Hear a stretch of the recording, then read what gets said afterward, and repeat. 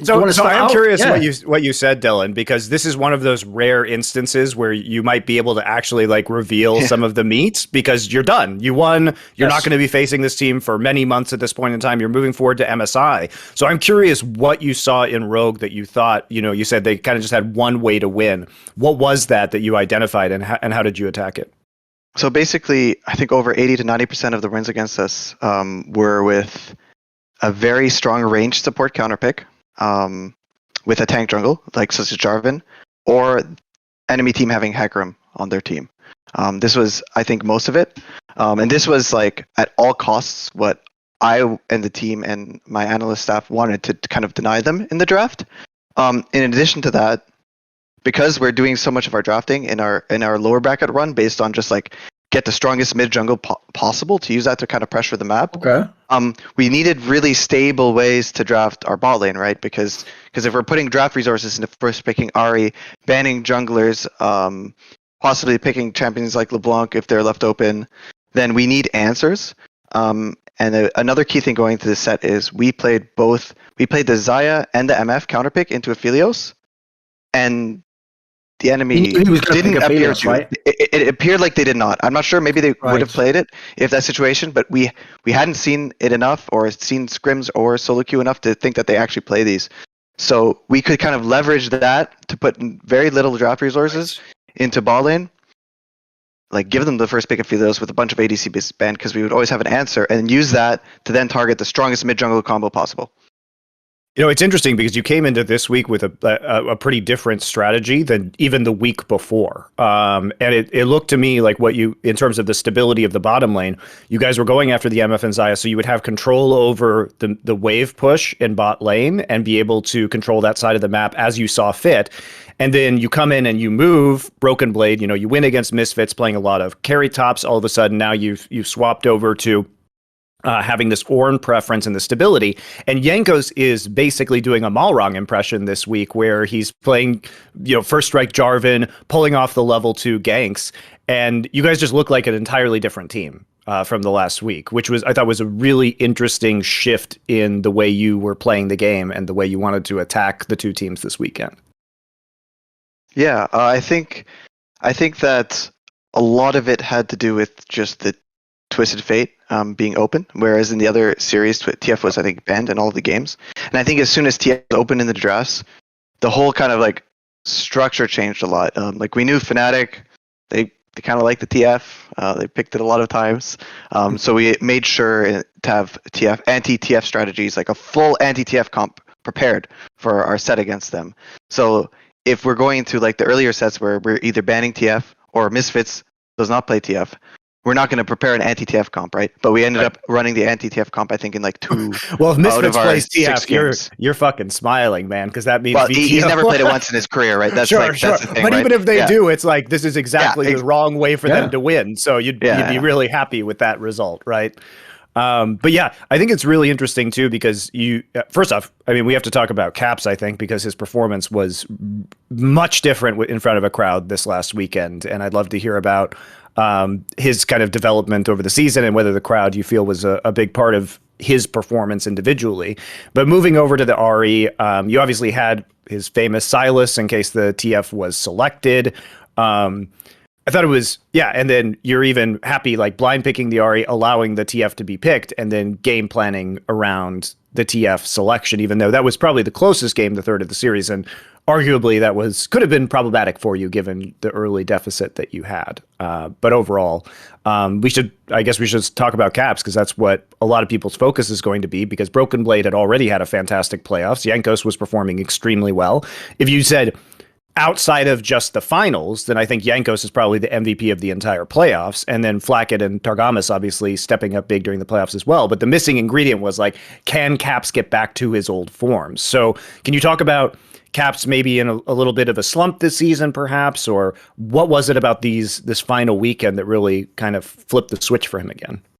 I think after the series to Fnatic, I took a big look at how I was unhappy with the drafts and the playstyle and what sort of positions it put Caps in the game, because League of Legends is a game where if you're playing the weak side of a matchup, or a matchup where the enemy has all the initiative to kill you and you have no initiative to kill them, you just can't do things like Caps did this weekend. There obviously is like the skill and the ability to perform under pressure and like the stage hype and all of that. But I think even from like a preparation perspective, like if you look back to a lot of our losses, like the approach was wrong to enable him. And I was very, very actually like strict for this entire lower bracket run, that no matter what in our match preparation, that this ability to be proactive and to make things happen through mid jungle, which I think is just a good way to play the game. It's like Faker's spamming Ahri, Lee Sin combos and stuff like this. Like it's just good, right? But it was like also the most classic way to play European League of Legends, right? Yeah. It was my top priority of what we were to do for these last 2 weeks. And sometimes we get ideas. Well, what if we do this? Like, oh, this champ counters all of them. I was like, yeah, but look what this does to our mid jungler. Look how it doesn't enable us to be active. I think we had one game. It was the Corki versus Zir game where it was different, right? That's the one where we just outscaled them to the fucking moon. So in that game, we had to play a bit differently and switch it up. And I want to be able to do that, obviously, as a team. But in almost all the other drafts, I think there was a big priority on that. I think that's even really smart if you think about it, because those are the two players that have all the existing synergy. If people don't know, those guys have now won 4 splits at those positions together. So, like, think about those guys know each other inside and out. And so if you can play around them, they're not going to fall apart in the playoffs. They're the most experienced players, and ideally, they're your best players. So it sounds like a great way. Meanwhile, you look at all the other teams, that's the one problem all the other teams had, mate. They're all new mid-jungle. Every one of your competitors is a new mid-jungle setup. So God bless them if they're going to try and go against that matchup. Yeah, I also think a lot of the other mid jungles aren't playing as many like counter picks as we are. I think it's very odd that we're the only team willing to counter LeBlanc. Really, in the LEC with like actual like point and click combos, and we didn't show it, but we're one of the only teams willing to counter Ahri with other combos, which I can't really say what they are, but we picks Ahri in Europe. We have combos, right, for that as well. Whereas I think like all of the mid jungles we played, like it's like they're just banning it instead, which I think puts them in a pretty tough draft position. As far as I can tell, the counter in Europe to Ahri is just don't let them have Caps play for them, and then they're fucked, aren't they? So get up. You're loving their pick of Ahri, you know. To boost Dylan's position, Caps did actually have an 80% counter pick rate, so 8 out of 10 games within the LEC playoffs. So that was much higher. Larson only had 6 out of 9 games, looks like, in that counter pick. So really, it does back up what you're saying. I'm curious for your thoughts on this as well, because I wonder if you actually had this prepared. One of the biggest, so Ahri has been a power pick, especially in LPL and LCK, with a lot of these really skilled mid laners like, Rookie and Faker picking up this champion, Chovy doing extremely well on it. And at least in LPL, there has been like this counter meta that's evolved. And if you guys have seen the JDG versus Weibo series, which was basically trading Veigar and Ahri back and forth. And the principle is like you pick the Veigar into the Ahri so that you can either just block off zones so she can't ult effectively, or you can put her in the box so she can't ult, and you also have targeted abilities to shut her down even if she's zipping around, and you scale really well into the late game. Were you expecting to see because I would have expected Larson to pull out the Veigar because it seems like it would suit his style more or less. Was this something that you had prepped for? Because it just, the Ahri pick was like skyrocketing priority, and I'm like, why isn't there a Veigar counter pick happening right now? I think some people play Vex as well. Vex and Veigar are I think the two, but no, I think we were enemy. I don't think we thought we didn't think enemy played these champs. Maybe they did prepare it in scrims, but we certainly did not come in thinking that they were capable of playing it. The Veigar is something that's actually a good example of what I was talking about earlier. You banned Poppy too, which was very interesting, right? Yeah, it's something we talked about earlier. Like Veigar can actually counter Ahri. Maybe we should try it ourselves. But the thing is, as you were saying, it's a very inactive counter, right? You're really scaling. Past a certain point, it'll be very good. I'm not sure it would have been the best for us. I think it's something we definitely should investigate for the future, because it is, to me, that's like a proven counter pick. How good it is when the mid jungle is playing super good and aggressively, not sure, but yeah, I think it can be good. I wanted to get your take, since, as I said, last year you were one of the people who you did have Rogue as the best team before the summer playoffs. I mean, quite frankly, they are in the splits. If you ever watch them, they're a fucking incredible team. I wanted to get your take because one of the players who always gets a lot of the criticism, understandably, he plays the most influential role, is Larson in mid lane. And I noticed even in the Fnatic series, which they won in the first 2 games, and then in the series they lost here, one of the things I found very interesting, so I wanted to ask the coach's perspective, is he's picking champions that are his bread and butter. Like, if people don't remember those first 2 games against Fnatic, he's playing his Victor. Like, he's probably the best Victor in the whole West. Then in this series, he's playing the Lucian in the first game. He even played like the fucking he played an Azir game. Like, these should all be right up Larson's alley. Is there something different about how he plays in the playoffs, do you think? Like, they did make the finals. I think he played very, very well this season. I think he played very well in the regular season. I think he played very well in the playoffs. I guess the Fnatic said it was a bit of a thriller, but I think in their victories, in the reverse sweep, I think he performed well. I think his finals weren't very good, and maybe he didn't feel comfortable enough to play a few key champions for the grand finals. But no, I think he's just good. I don't think he deserves a lot of like.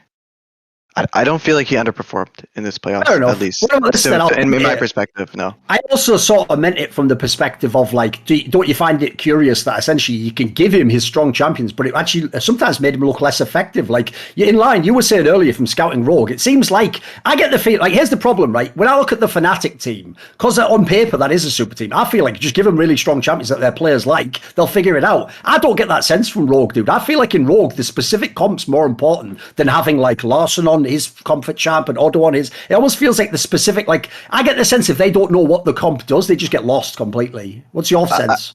I just feel like, at least in the finals, like the 2 matchups, I think he picked, was it Lucian into Ahri, which I think should be a good matchup, but we just had very good scouting on the way they ward, and then we killed him, I think level 3 or level 4.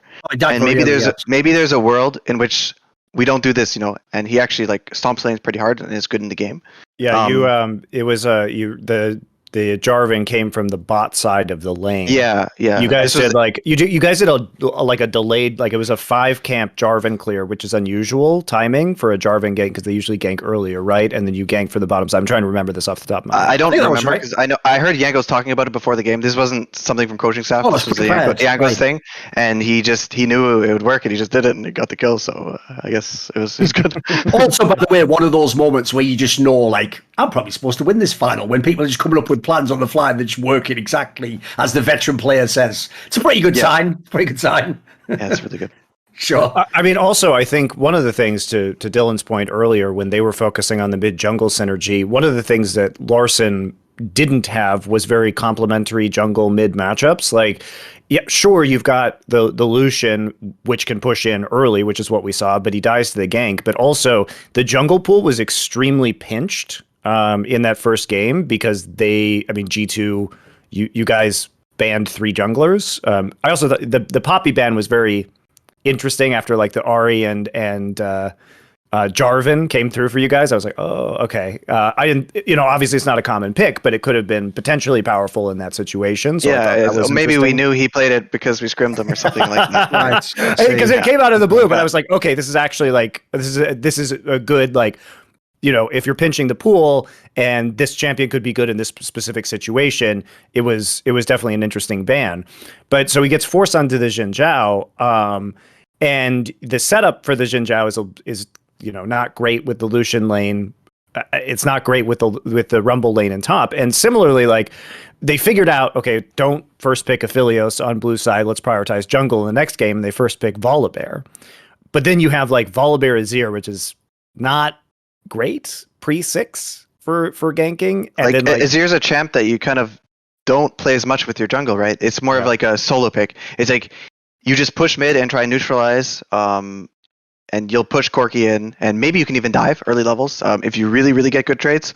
But mostly Azir is just like pushing, neutralizing, and then Volibear in that game is supposed to just gank the side lanes over and over and over again. Yeah, I think one of our side lanes was Ornn. Was that the game we had Ornn? Yes, so versus Gwen. Kind of hard. And I think bot lane was also a bit harder to make plays on as well. Yeah, and because Gwen doesn't have setup CC either with the Volibear, like, you're basically playing for a level 6 Volibear dive in your solos, which is I mean, you want to do that clearly, but you also want to do it. You want to get kills with Volibear earlier on into the game. So it seemed like for me, Rogue faced a lot of issues in this series because they were, as you said earlier, picking for comfort, but the picks didn't necessarily make sense with the overall goals of the competition, or they didn't make sense with each other. I mean, in game 2, they had no way to kill the Corki, like, ever. Yeah, as soon as they picked Jinx as Zir, and we had Xayah Corki, I think everybody on stage, like, you could kind of feel it, that we knew that the game was going to be really good. I think this was just like an amazing moment for me because I just had to shut up, and then Jankos just explained to the team, he's like, I'm going to lead us through the whole early game. If we make this game to 15 minutes, we will win this game 100% of the time. I'm going to follow him throughout the jungle. I'm going to match his clear. I'm going to call where he is at all points. Ward, Shadow, we're not going to do anything.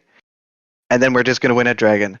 And I could just hear him running through the whole plan during the game and just doing the whole thing. And it's like, it's crazy because from a viewer's perspective, right, you don't understand that Jankos is just carrying that game like solo. Like absolutely solo carrying the whole game. But he's 0-0-0. Yes. Well, said, by the way, that was the angle for me with Jankos in the playoffs. Is like everyone's looking at Malrang or Razork last year. They're looking at the pop-off junglers. Whereas, like I just said, the reason Jankos is OP in the playoffs is his fucking floor level of how he is going to play is so high. To me, it's like the other jungler has to clear that, and if they can't, he just wins. Like he wins by you just failing. Essentially, doesn't have to pop off. Yeah, for sure. Yeah, I in that game too, I was really surprised that given the kind of states of the pushing and everything like that Rogue didn't go for earlier Dragon, because I thought the only way they could actually win the game was by, Dragon stack here, at least taking away a few so that you guys couldn't just control the objective and poke them off and like challenge Soul in that game. And they just didn't do it. Like they prioritized Herald instead and then dropped it like mid instead of top, which I also thought was weird because I thought they would want to get the Gwen rolling more so than the Azir. And then you guys just ended up taking like all the dragons in the game, getting a very, easy Soul. But I thought it was just kind of a very strange read on the game state and what was going to happen in that game from Rogue. Like to me, that was the most disappointing game from them. But that was also something, actually my analyst Rodrigo, in our pre-match presentation where we go over like enemy tendencies and stuff we need to worry about, there was just this big picture of a dragon with an X through it being like, in our scrims, they actually at one point like didn't take like a dragon for an entire day or something. Like I think Malrang is so playmaking focused that they're actually not playing for Drakes, which I think sometimes isn't bad because I think first Drake, second Drake, like you can definitely play a playstyle in which you're playing heavy for Herald, giving up some Drakes and then fighting the later ones. But if you're really never playing for it, it allows you kind of to stack Drakes in games where you outscale, which, for example, in that game too, kind of makes it a lot easier for us, like you were saying. A question I had. Oh, sorry. No, I was just gonna say, like, I was just surprised, like that was the game plan because they just didn't have jungle solo lane synergy for early kills, and then but they had the push, so then not prioritizing the Drake made it so they had to fight you much, at certain points in the game where they could have just avoided or tried to like trade for a Baron later, because had they set up a scenario where they had taken the first Drake or two, well, then all of a sudden you're doing Dragon like Soul Point or Soul while the Baron's up, and they've got the Azir and the Gwen, which can do the Baron really, really fast. So I felt like that was just a huge misread on where the compositions were going and what the priority should be in that game. Want to see more cool, funny, interesting clips based on topics from my content? Well, subscribe to this channel then, or, be a pleb and don't.